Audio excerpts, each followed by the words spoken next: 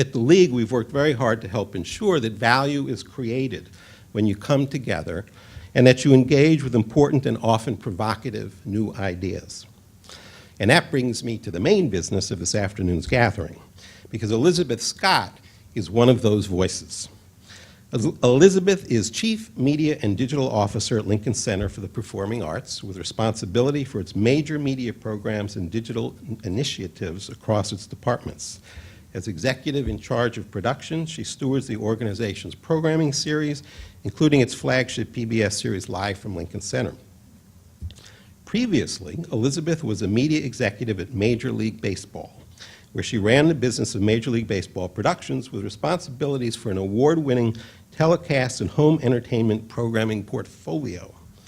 Major programming included the sports' first premium cable network reality series, The Franchise, on Showtime, Ken Burns' Baseball, The 10th Inning, on PBS, and the Oscar-nominated major motion picture Moneyball, for which she served as executive producer for Major League Baseball. And before joining Major League Baseball, Elizabeth practiced as an attorney and clerked for the U.S. Court of Appeals for the Ninth Circuit. She holds an A.B. in Modern American History and in Music from Brown University and received her J.D. from the University of Chicago. And as if all of that is not enough, for the last 10 years, she has freelanced as a conductor with opera companies, festivals, and choruses in the Northeast. And maybe after today, you could add orchestras to that list. Please welcome Elizabeth Scott.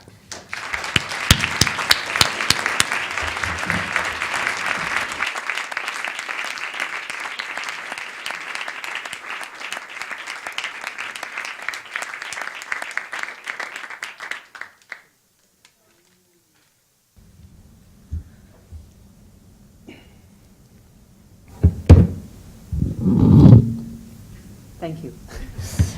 Thank you, Jesse. That was a very lovely introduction. I am honored to be here this afternoon to share with you some of what it is I'm thinking about digital media trends, changes in consumer behavior. Can you guys hear me? Yes. And the resulting opportunities that American orchestras simply must seize. Let me put right out there at the start where I'm starting from. I believe American orchestras and the classical music industry suffer from a growing relevance deficit.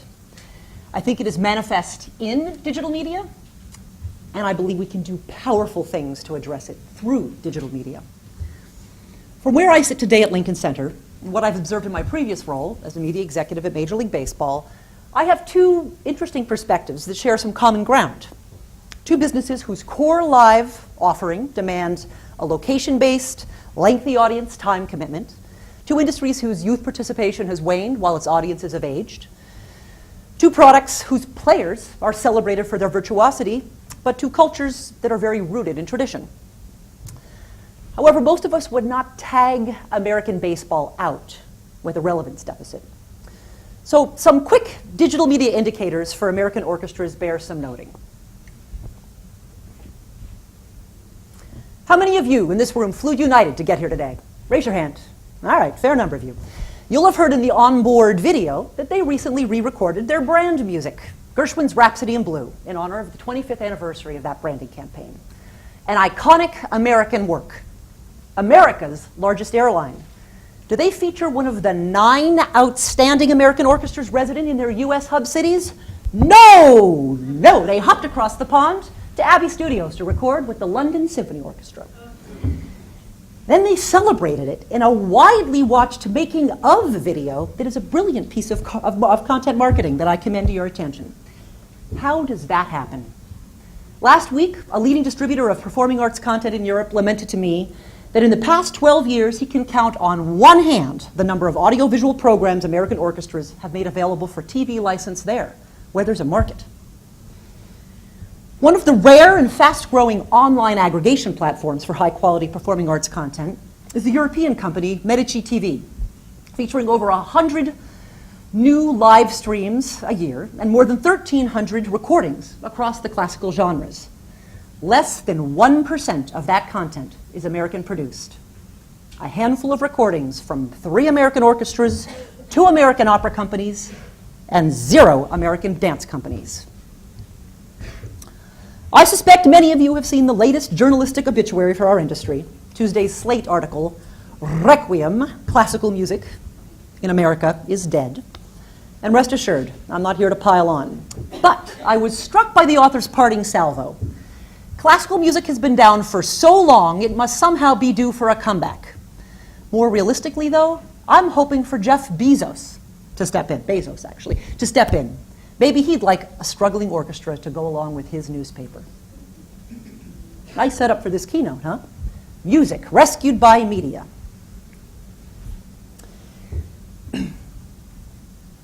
While we're not likely to see a digital billionaire rescue our industry anytime soon, I think there is some truth to this notion that the way up will be tied to digital innovation.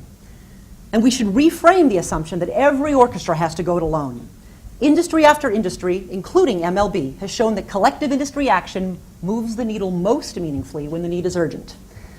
I'd like to focus today's remarks along these two lines. First, a digital marketing landscape and opportunities overview, and then to challenge us to think anew about some of the biggest hurdles we face and how we might clear them. In this connected world, you all know, every organization needs a digital media strategy, but one that connects a content strategy with a social strategy, a distribution strategy, and a discoverability strategy.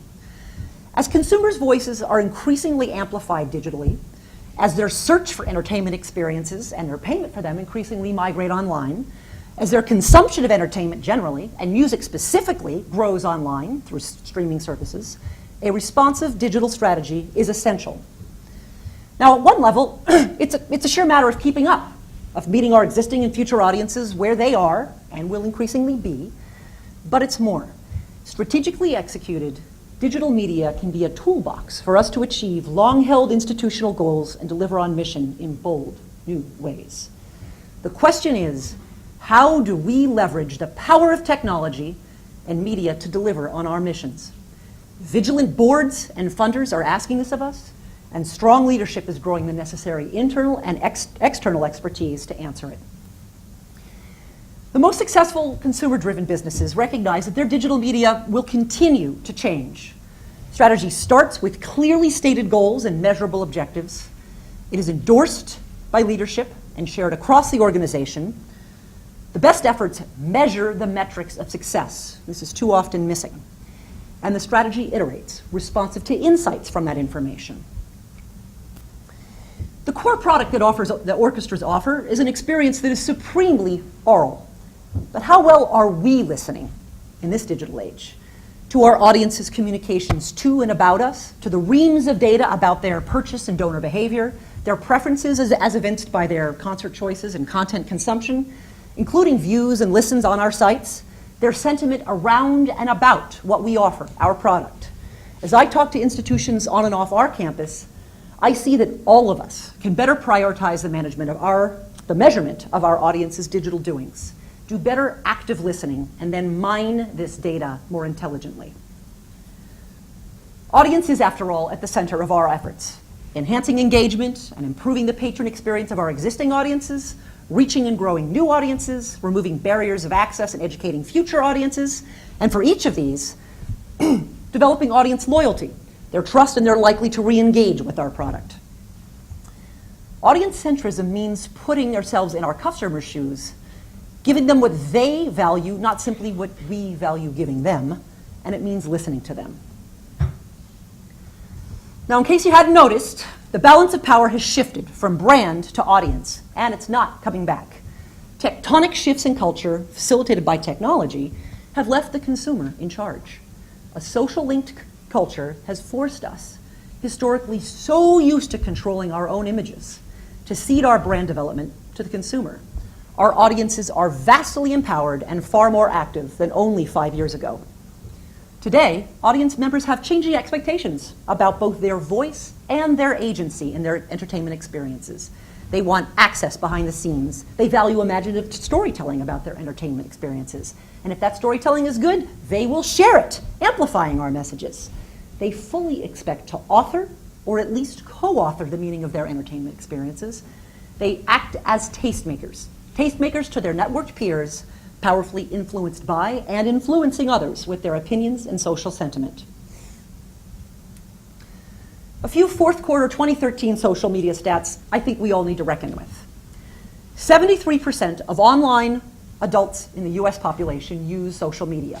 More than half of those users are active across social networks. Those users spend on average 37 minutes a day across social channels, the highest amount of time people spend on any internet leisure activity, and that amount is growing fast. A typical social media using customer tells 42 other people about a company. And social users are 71% more likely to buy a product or service when a friend recommends it. Perhaps most importantly, they spend more. Customers who engage with the brand in social media spend 20 to 40% more with the brand than other customers do. Let me give you a little snapshot from our industry, or a sister industry. Our colleagues at New York City Ballet polled their single ticket buyers. On average, they spend about $350 each annually. But those who engage with the brand on Facebook and YouTube spent a whopping 46% more on average. Not incidentally, this is an organization that has prioritized creating powerful, shareable, short-form, behind-the-scenes audiovisual assets, several of which have gone viral. I think you'd agree they got a good ROI on their investment on those pieces. So back to these trends. How are we as an industry to respond to this shift? The growing amount of leisure time that people are dedicating online has a real crowd-out effect. It's crowding out the amount of time people are dedicating to live offline experiences, not just those in the concert hall. And while this is sobering, I'm not as prepared as some to put a nail in the coffin of classical orchestral music. I think there is plenty to celebrate about this web-engaged public if we seize the advantage and turn upside down a number of assumptions about the role of media for our art form today. The role of content for the entertainment industry has changed dramatically, and we're no exception. 20 years back, public broadcast was the sole platform of mass distribution, enjoying relatively strong tune-in, fundable largely by sponsor and foundation dollars. The sale of physical product was a driver of real revenue streams, and orchestral media activities were the privilege mostly of the larger budget organizations. Today, the role of content is very different. A world of fractionalized channels are all competing for our attention. We have ever-abundant choice and ever-scarce attention. Consumers can get and expect to get much of their content free in the online universe. So today, we need to use free-to-consumer online content as a marketing tool to build community around and interest in our commercial live events. From touring pop artists to the burgeoning live event business of TED Talks, increasing free access online has grown these live event products significantly. And importantly, the value of data about audience content consumption has surpassed the value of what we can charge for that content independently. I know that's complicated. Let me say it one more time.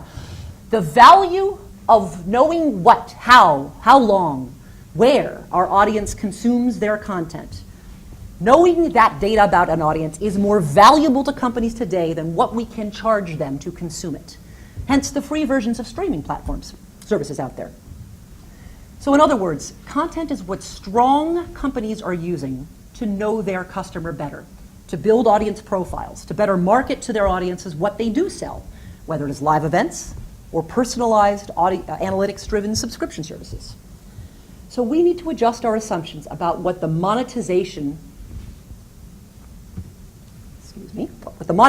of content means today. And actually, I think the best way to think about it is less the monetization of content rather than that, the optimization of content. There is little that is certain about what direct revenue streams for our content in the immediate future will hold. But its indirect value, one step removed from our core revenue streams, is critical. Our new future is about activating our digital community of likes and followers, not merely collecting them. Qualitative, not quantitative social community growth, not just quantitative. And that activation must have content at its core. We can't be afraid of the scale of this social microphone.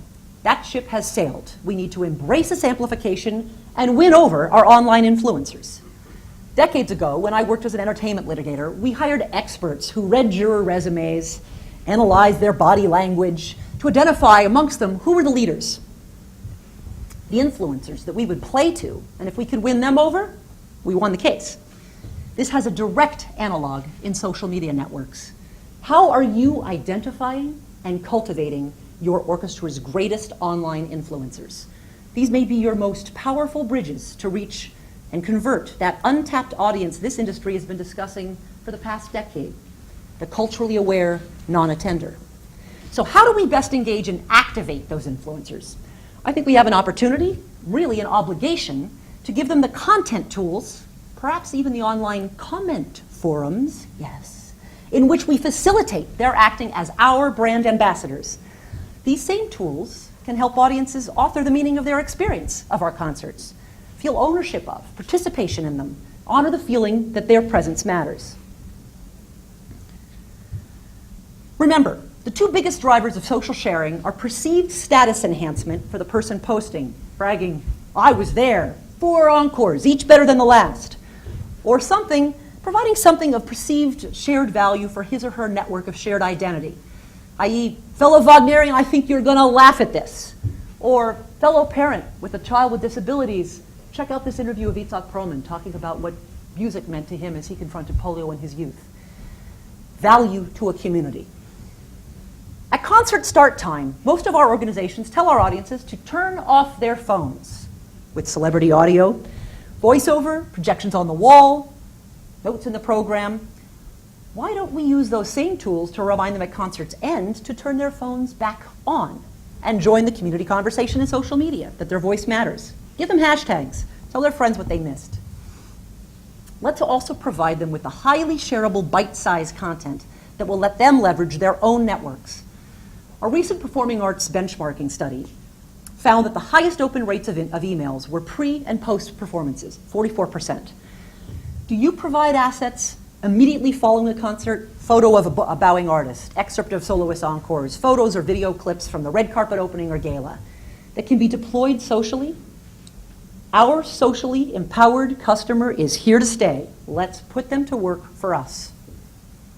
Okay, that's our social marketing overview, and I want to get to some of the bigger issues that are beyond what we do as a marketing matter, but we cannot miss the boat with the marketing. 3 core areas require attention for digital media success. Getting it right is going to require the right balance and attention to all 3 of these: the content needed, the critical mass of it that's necessary for success, the distribution channels that can best deliver ROI in terms of reach or education or indirect revenue or direct revenue, and the infrastructure, both systems and personnel needed to drive our efforts. It sounds easy, but it's not, of course. And in fact, we need to rewrite the rules of the road in each of these areas. For one, our legacy media provisions with guild and union stakeholders have got to catch up with the way we, in this industry, need to market in this age. We have an important start in the efforts of the 70-some organizations participating in the Electronic Media Agreement negotiations, working with our AFM colleagues to achieve what need to be game-changing terms critical to our industry's relevance in the connected digital age. How can we build on that? What other collective action will best position us in this age? This is a very, very tough landscape to navigate. As a content discoverability matter, a distribution matter, an infrastructure and systems matter, we could be far stronger making steps forward in some areas with joined forces. Think big. Collectively architected systems for digital asset management with some complement of shared assets, or an online video platform for American orchestras that each could skin for its own catalog and live offerings on a free, freemium, or paywall basis, as each saw fit. A cross-industry performance database with standardized metadata and every program note that every one of your organizations has written or commissioned included. I'll tell you, Lincoln Center is looking hard at each of these, and I invite you to join me. One more note about distribution beyond the importance of the social platforms I've covered. It's a prediction, really. The strongest platforms for the consumption of our content, whether free to the consumer or with a paywall, will be aggregated ones. Look outside our industry. YouTube, even though practically non-curated, hideously non-curated. This has revolutionized discoverability. Netflix, the ultimate aggregation platform with 40 million subscribers and growing, has 3 times the customers of premium cable channels. whose numbers are dropping. I've spoken to how direct revenue streams from digital content, especially from niche digital content, are pretty far out on the horizon. But eventually, my money is on a multi-institution, cross-genre, robustly searchable subscription product that both predicts and expands a consumer's appetite for content. That is going to succeed over any single institution's digital concert hall.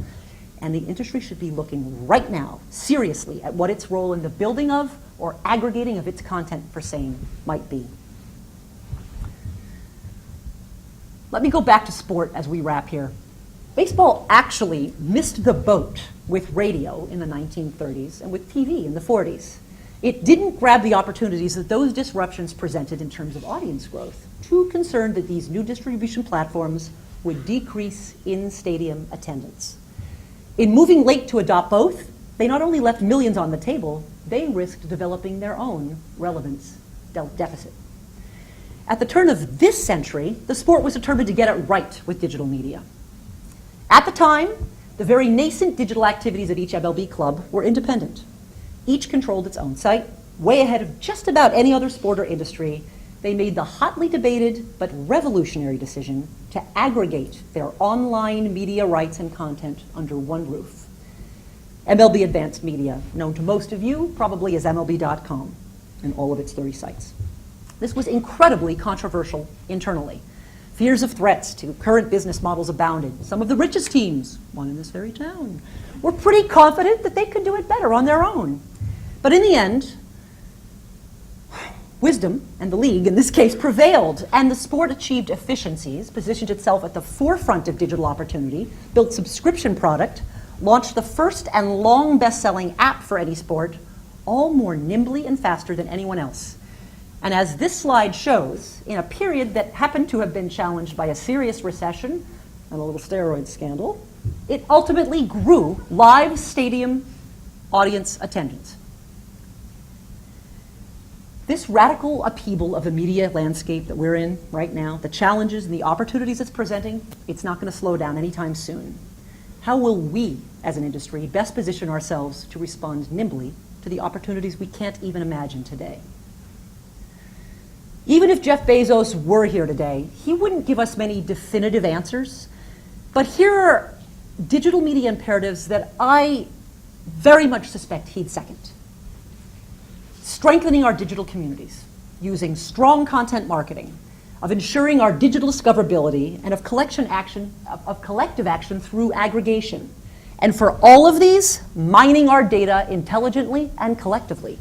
These are absolutely key to our increasing the orchestral art form's footprint in a competitive entertainment environment.